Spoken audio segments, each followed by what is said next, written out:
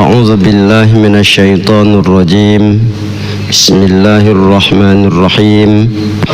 Innallaha yuhibbut tawwabina wa yuhibbul mutatahhirin. Hamdan wa syukran lillah.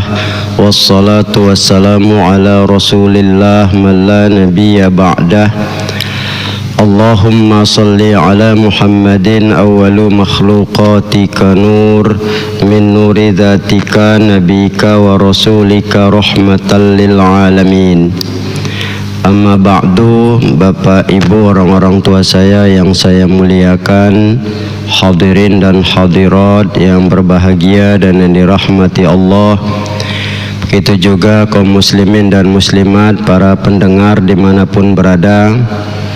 Puji dan syukur marilah senantiasa kita panjatkan ke hadirat Allah Subhanahu wa ta'ala, serta salawat dan salam kepada junjungan kita Nabi besar Muhammad sallallahu alaihi wasallam, yang sangatlah kita harapkan syafaat beliau di yaumil akhirah. Baik, pada pagi hari ini kita akan membicarakan masalah sebab-sebab dibenarkan atau dibolehkannya bertayamum. Di dalam kitab fikih Islam Mu'adillatuh ada 8 hal yang menyebabkan atau dibolehkan kita melakukan tayamum. Yang pertama yakni ketiadaan air yang cukup untuk berwudu dan mandi.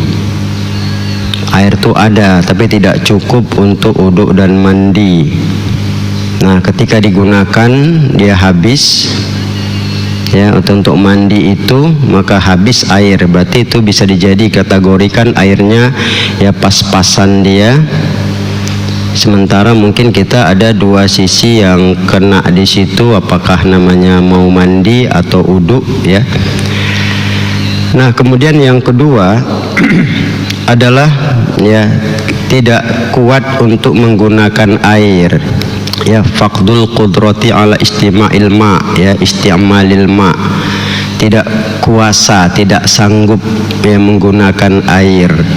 Kadang ada yang memang sudah tua kali kita bilang kena air dia, bukan berarti orangnya tidak sehat. Ada yang memang sehat tapi karena air dia nggak kuat Nah, ini juga bagi orang yang tidak kuat ataupun tidak sanggup untuk dia itu menggunakan air, dengan menggunakan air lebih mudarat dia, maka orang seperti ini dibolehkan untuk bertayamum.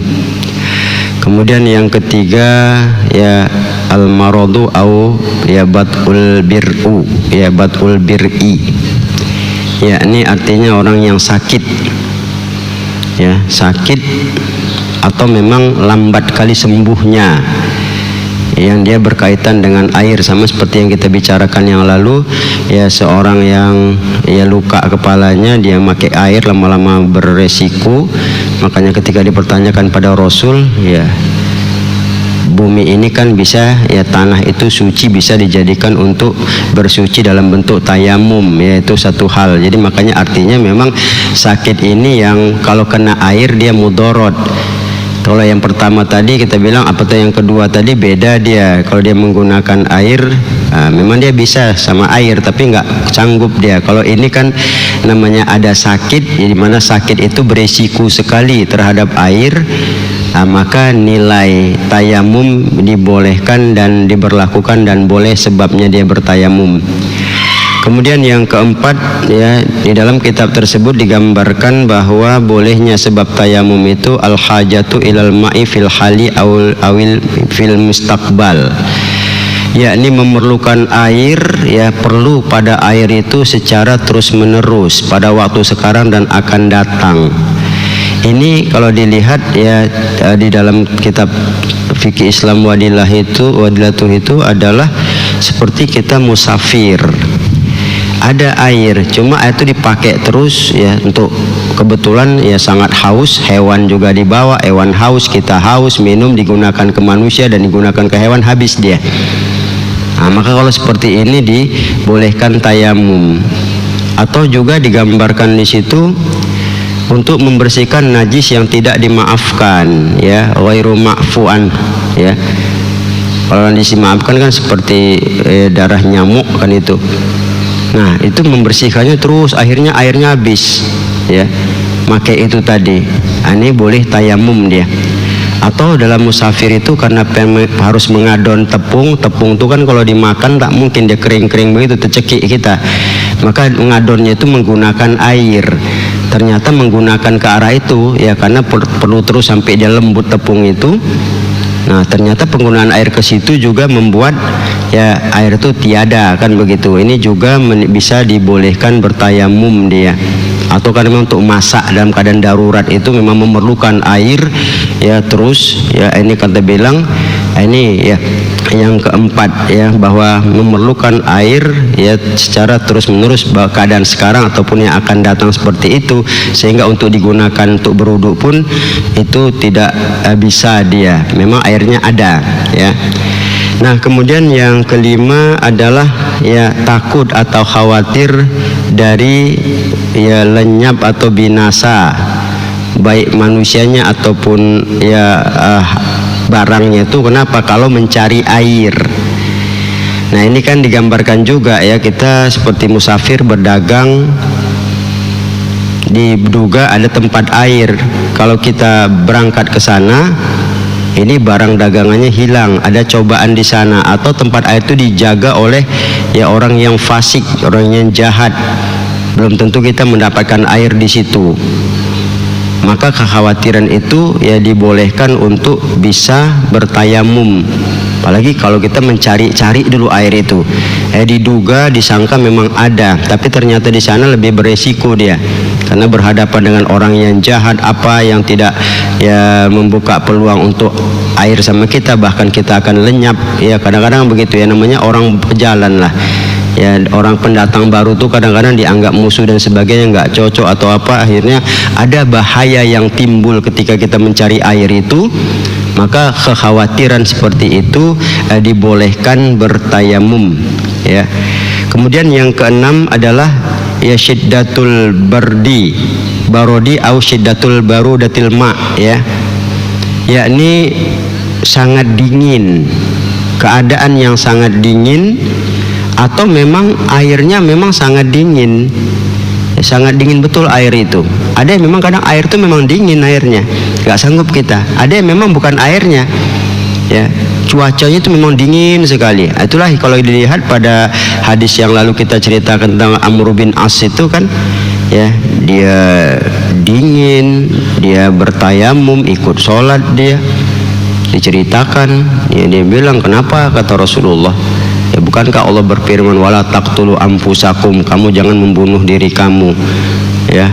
Dia baca ayat itu, akhirnya Rasul hanya senyum-senyum ya, ketawa aja Rasul nengok dia, tapi tidak melarang kondisi keberadaan dia itu.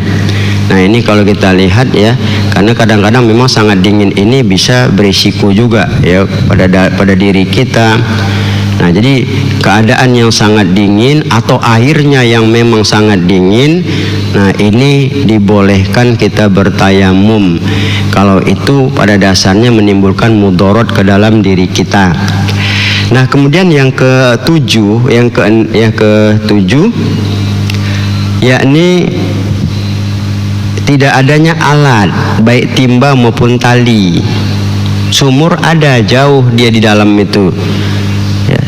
Timba ada, tali tak ada, atau tali ada, timbanya tak ada, kan ini kan tidak melengkapi dia. Jadi kalau udah itulah, walaupun ada air sumur itu banyak airnya ya, bening ya, maka kita tidak bisa mengangkat air itu ke atas melalui alat, maka itu juga dibolehkan bertayamum ya. Nah, ini juga ya satu nilai supaya kita perlu memperhatikan ke arah ini.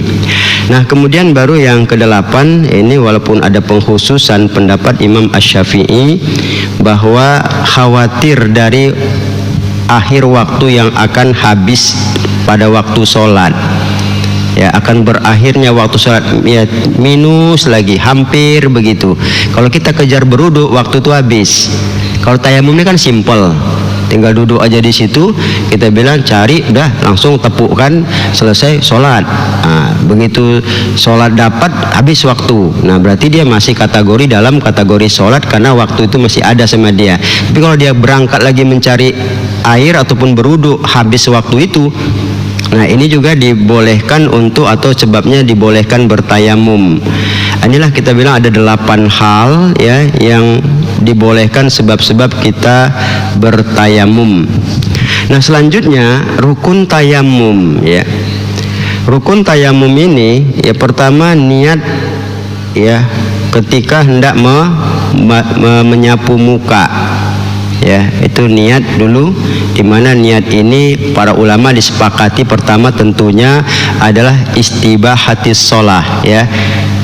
Sengaja aku tayamum untuk dibolehkannya sholat, karena memang di awal ayat pun kalau kita lihat iza kumtum ila sholah, apabila kamu hendak sholat maka basuhlah mukamu, wudu. Kalau kamu musafir, sakit, atau dari buang air menyentuh wanita tidak ada air, maka disirahkan tayamum. Kan ini masalahnya.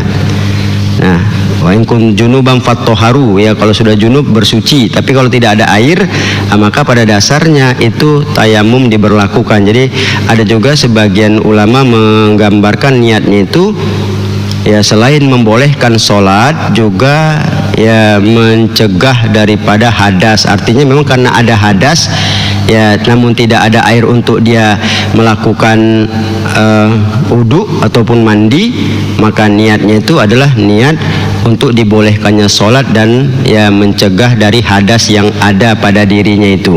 Nah ini ya ada dibikin 2 niatnya itu, artinya bukan 2 niat ya, artinya barengan dia, karena pada dasarnya digambarkan ya hadas kecil itu kita hanya gugur wudu, sementara hadas besar kan harus mandi dulu. Tapi karena tidak ada air, cukup sekali dengan tayamum ini saja sudah terangkat dua-duanya itu masalahnya ya. Nah kemudian yang kedua adalah masul wajhaini wal yadain ya. Rukun tayamum ini adalah menyapu muka dan kedua tangan ya. Selesai kita berniat hendak membasuh menyapu muka itu, niatnya di situ ya, kemudian baru menyapu muka dan tangan. Kemudian yang ketiga tertib ya, dia tertib ya dari urutan tersebut. Kemudian yang keempat mualat ya, mualat itu langsung barengan dia, tidak ada jarak, tidak berjarak dia untuk melakukan, sama seperti tangan tuh kan. Begitu ditepuk ya, kemudian dibersihkan, langsung tangan kanan ya, tangan kiri ke kanan disapukan, langsung sudah itu langsung lanjut terus ke tangan kanan ke menyapu yang tangan kiri ya, nanti pada kaifiatnya kita akan sampaikan ya. Nah kemudian baru yang kelima so'idu ya, as-so'idut tohir ya, ini tanah yang bersih, karena bisa saja ada tanah yang bernajis ya, tanah banyak berayak najis di situ ya, carilah tanah yang bersih itu, disitulah dia ya. Jadi pada dasarnya hal seperti ini perlu menjadi perhatian khusus bagi kita ya. Demikian, sementara yang akan datang kita akan membicarakan tentang ya yang membatalkan